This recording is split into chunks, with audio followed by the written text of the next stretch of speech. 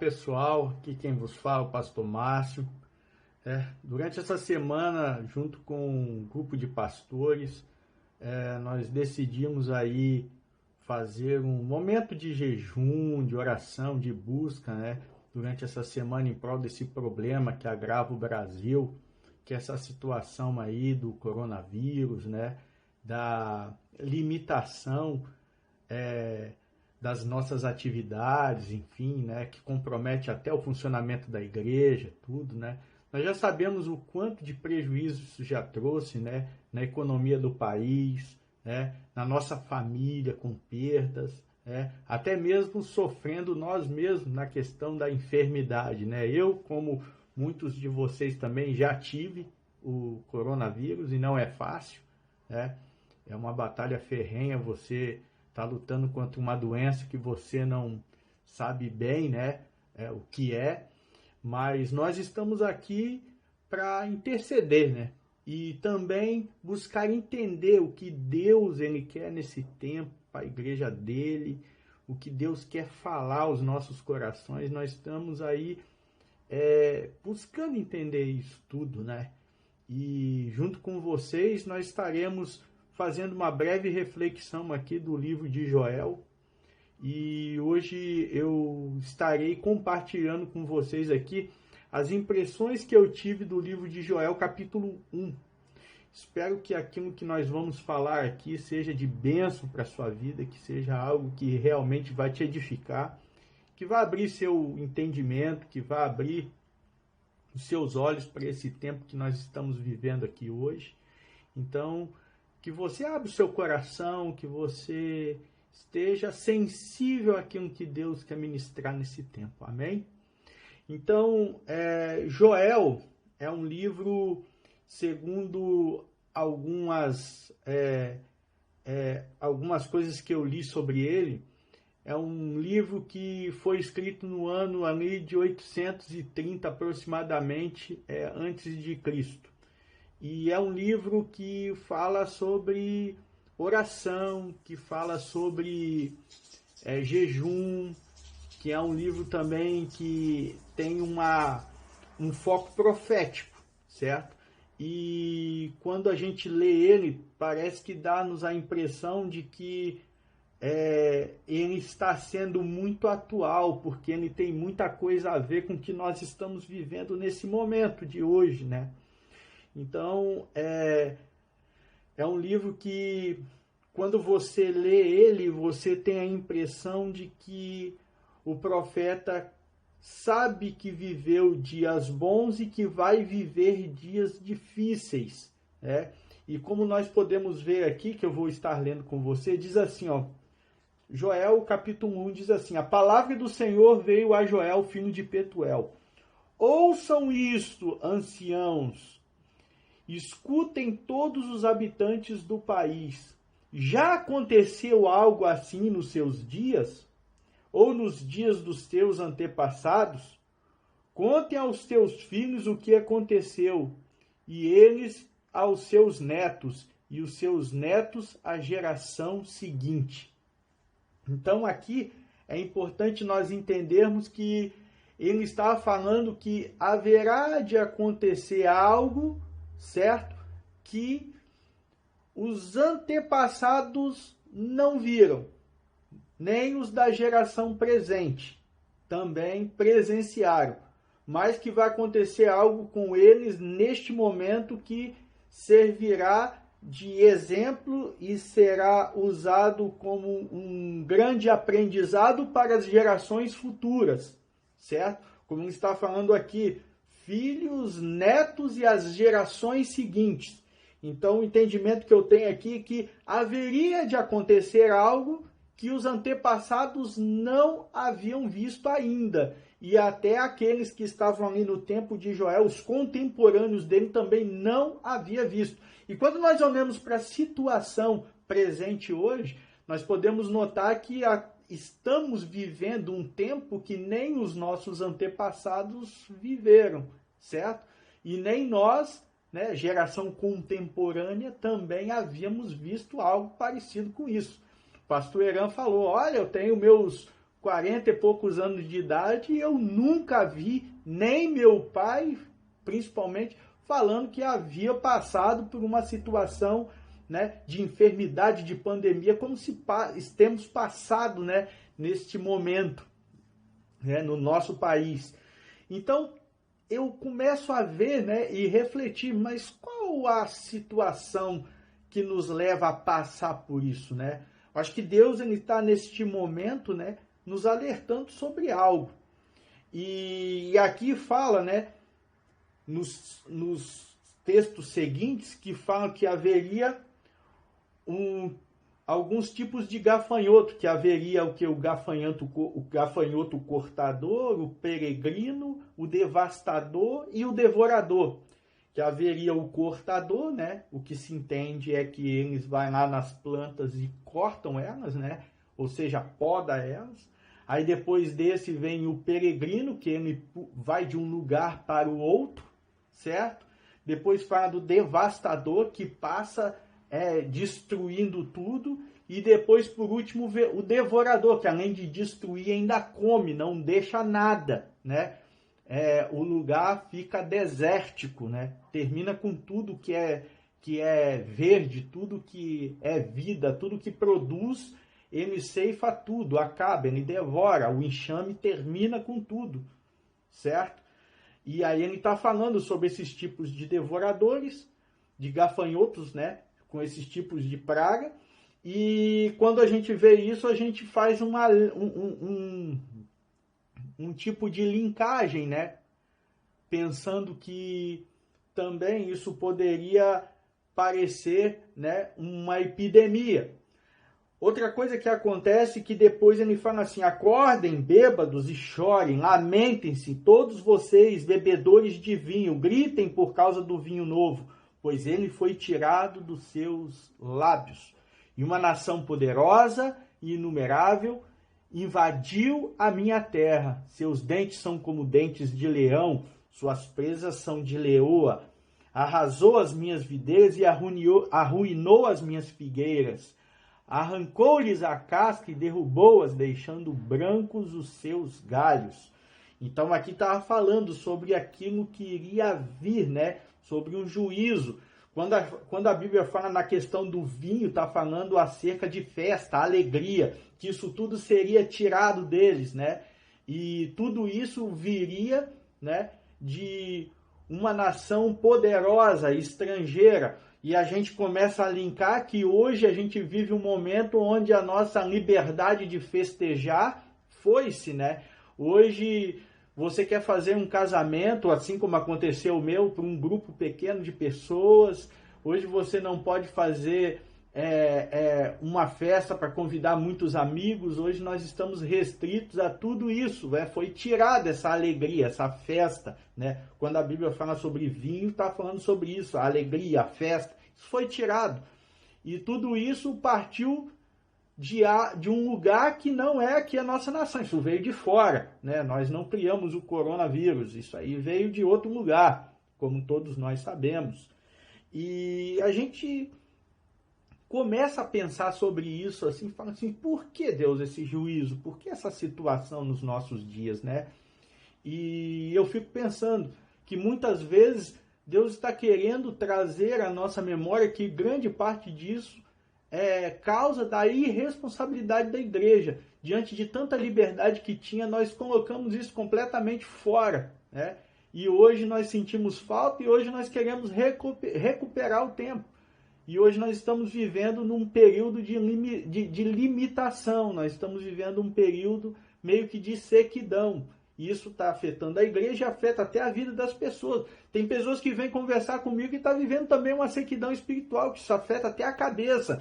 Não é algo só que acontece no físico, não é algo que envolve só o físico, né? Ou seja, a comunhão, as atividades presenciais, mas algo que também afeta a nossa cabeça. Algo também que afeta o nosso entendimento, o nosso relacionamento com Deus.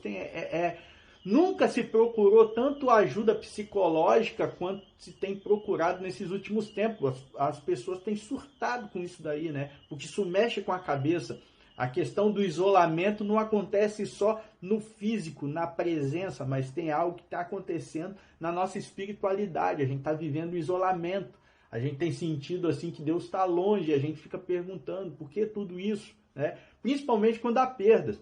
Final do ano passado eu tive que fazer o funeral de 2 membros da minha família, um tio e a avó da minha esposa, né? E eu estava vendo como é duro, como é triste as situações, né? As pessoas não poderem ir no velório do ente querido porque o risco era imenso, né? De a pessoa ir lá e ainda sair contaminado ainda. Então era complicado a situação, né?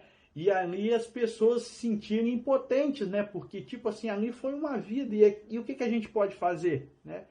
A gente pode só buscar, como diz o texto de Eclesiastes, capítulo 7, né? Trazer a reflexão daquilo que Deus quer falar conosco nesse momento, né? Para abrir o nosso coração. E eu tenho visto que durante esse tempo a igreja não soube aproveitar a oportunidade, a igreja não soube aproveitar toda a liberdade que Deus colocou para ela, né, como igreja, e fez nós vivermos tempos difíceis justamente para refletirmos sobre a liberdade que nós temos em Deus e sobre como a vida era fácil e nós como igreja não aproveitamos. E muitas vezes até desprezamos a liberdade que Deus nos permitiu, né? Fazendo outras coisas, né, de muito menos valor, enfim. E esses dias eu estava lendo, né, como todos sabem, nós estamos numa campanha de ler a Bíblia o ano todo, e eu estava lendo um trecho lá de Levíticos, e eu gostaria de estar compartilhando com vocês a minha leitura, que foi algo bem interessante. Está lá no capítulo 18, a partir do verso 1, diz assim: Diz o Senhor a Moisés: Diga o seguinte aos israelitas: Eu sou o Senhor, o Deus de vocês. Não procedam como se procede no Egito, onde vocês moraram, nem como se procede na terra de Canaã, para onde os estou levando. Não sigam as suas práticas, não pratiquem, não sigam as suas práticas, pratiquem as minhas ordenanças. Obedeçam os meus decretos e sigam-nos. Eu sou o Senhor, o Deus de vocês. Obedeçam os meus decretos e ordenanças, pois o homem que os praticar viverá por eles. Eu sou o Senhor. Então aqui está dizendo, né, que estava dizendo ali para o povo de Israel que havia saído do Egito e eles estavam no deserto. E Deus estava orientando eles: olha, vocês saíram do Egito. Então uma das coisas que eu quero é que vocês não vivam mais como vocês viviam no passado. Porque daquela forma lá eu não quero que vocês vivam. Eu quero que vocês vivam diferente. Mas também eu quero orientar que vocês também não vivam como os habitantes da terra para onde vocês vão também vivam. Né? Não vivam daquela forma, não se contamine com as práticas dele. E no tempo que nós estamos vivendo hoje, nós temos entendido que parece que a igreja ela olha para o passado, né, e diz assim: puxa vida, isso não me serviu. Mas só que aquilo, né, que está na nossa atualidade, né, como nós estamos vivendo aqui no mundo muito mais modernizado do que na época que se foi escrito esse texto, tem muitas coisas atrativas, isso chama a atenção da igreja. Mas só que Deus ele fala assim: ó, não vivam como como o povo vivia no Egito, mas também não vivam como o povo que está na terra, para onde vocês vão. Ou seja, cuidado com o passado e cuidado com aquilo que vocês vão se deparar no presente. Então, uma das coisas, né? Eu acho que a igreja soube lidar muito bem em muitas áreas do que houve no passado, mas eu acho que nesse período não tem lidado muito com aquilo que está no presente. E Deus tem chamado a nossa atenção e a nossa responsabilidade para o nosso presente. Certo? E o povo de Israel não deu ouvidos. E quando nós chegamos lá no livro de Joel, o que Deus faz? Deus traz uma mensagem para Joel, né, alertando ele que iria vir o juízo de Deus sobre o povo. Por quê?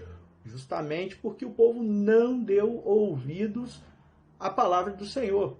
Ou seja, deixou-se misturar pelo contexto que viviam, deixando com que os seus corações se corrompessem com as práticas ilícitas que Deus havia condenado, que os povos ao redor viviam. E o povo começou a olhar, o povo era idólatra, o povo era desobediente, o povo queria misturar ali o judaísmo, a questão toda religiosa ali que Deus tinha estipulado com ele, com coisas pagãs, né? Ali, se você for olhar o contexto, você vai ver que o povo vivia isso, era desobediente, idólatra, e Deus cansou daquilo, e Deus decretou um juízo.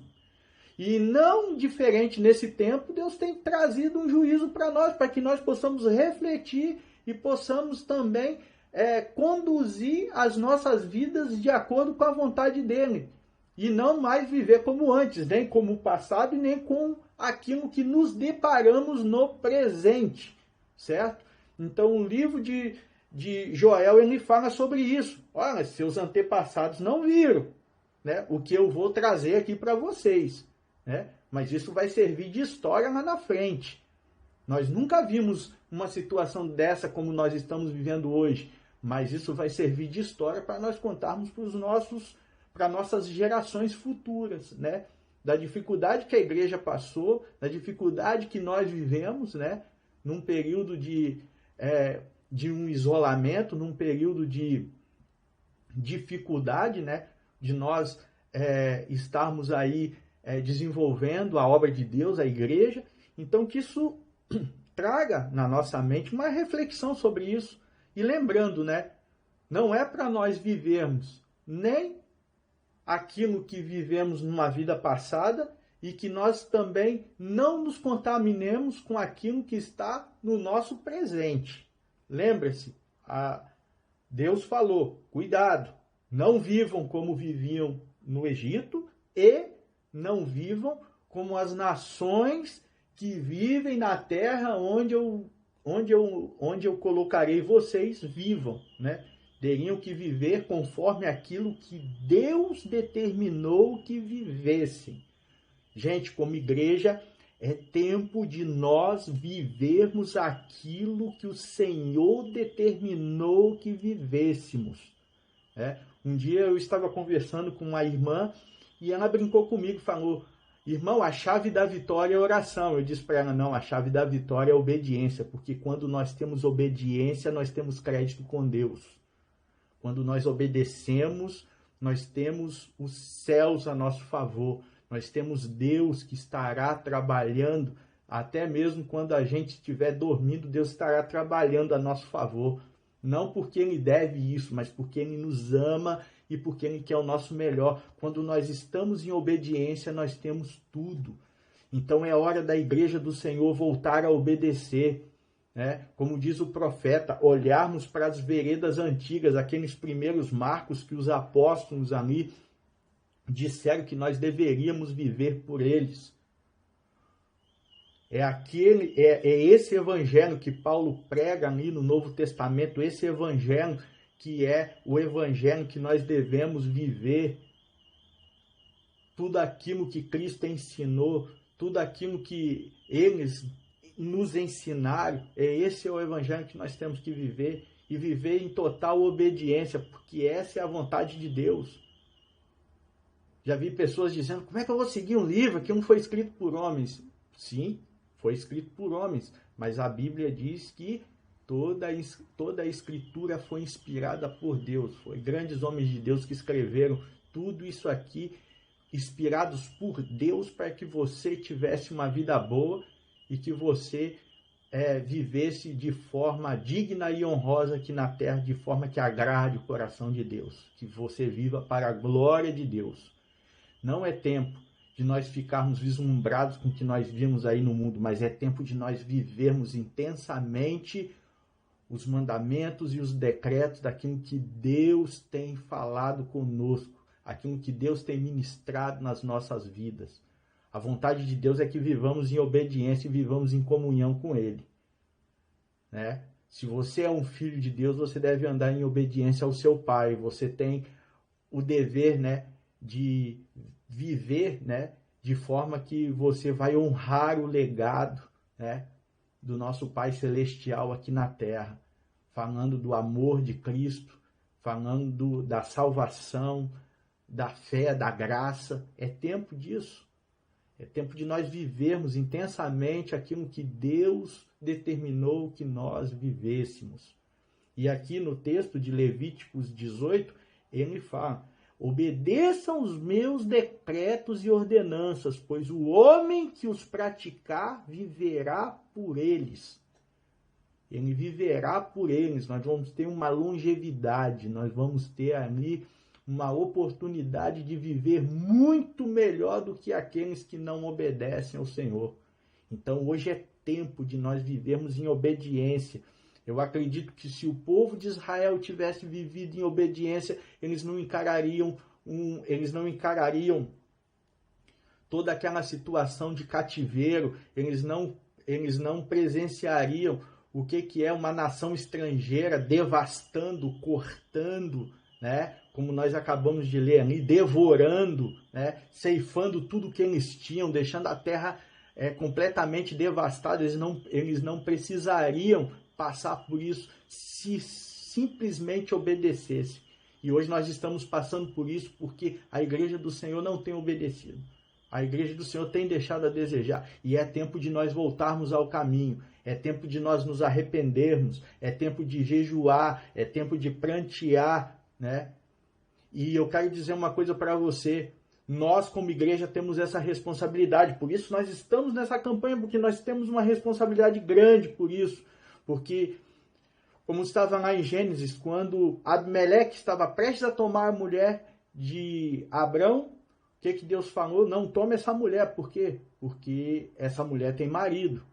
E se você tomar a mulher dele, eu vou matar você. Aí Abimeleque disse: mas Senhor, eu sou inocente, eu não sabia que ela tinha marido. Mas agora eu estou te falando. O Senhor disse para Abimeleque. E outra coisa, quando nós encerrarmos o assunto, você vai atrás de Abraão e peça para ele interceder por ti, porque ele é profeta de Deus. Uma das grandes responsabilidades da igreja é que nós, como profetas do Senhor, estejamos intercedendo pela nossa nação, pelo nosso município, pelo nosso estado. Isso é papel nosso, é da igreja. Porque você e eu temos autoridade para fazer isso. Então é momento de jejuarmos, de prantearmos, né? É tempo de buscarmos a Deus de forma intensa e voltar, né, à obediência, voltar, né, aos caminhos que Deus determinou. Não fazemos uma miscelânea entre aquilo que é santo, daquilo que Deus considera como profano, e juntarmos tudo e dizendo que essa é a igreja da modernidade. Não, a igreja de Cristo é aquela de Atos. E é esse papel que nós temos de voltar às origens, de voltar às raízes e de voltar uma obediência à palavra do Senhor. Amém? Então é isso que eu tenho para compartilhar com os irmãos. É essa a percepção que eu tenho. Espero que isso seja algo que edifique sua vida e que te ajude, né, a interceder melhor, a orar por esse tempo e a buscar o Senhor de forma intensa como você jamais buscou. Gente, desde já eu agradeço a todos aí que tiveram paciência de ouvir esse vídeo, um pouco longo, mas está aí. Que Deus abençoe vocês e que Deus abençoe a sua vida. E saiba que eu, junto com todos os pastores, estamos aí para te ajudar, para servir você. Qualquer coisa, nos procure. Nosso telefone está aí, disponível aí no WhatsApp, no grupo da igreja. Pode nos procurar, pode mandar mensagens, né? Pode pedir uma visita, uma ajuda. Nós estamos aí para servir e ajudar você como igreja. Amém? Tanto para orar como para fazer alguma coisa. Nós estamos aí à disposição. Que Deus abençoe a todos, em nome de Jesus. Amém.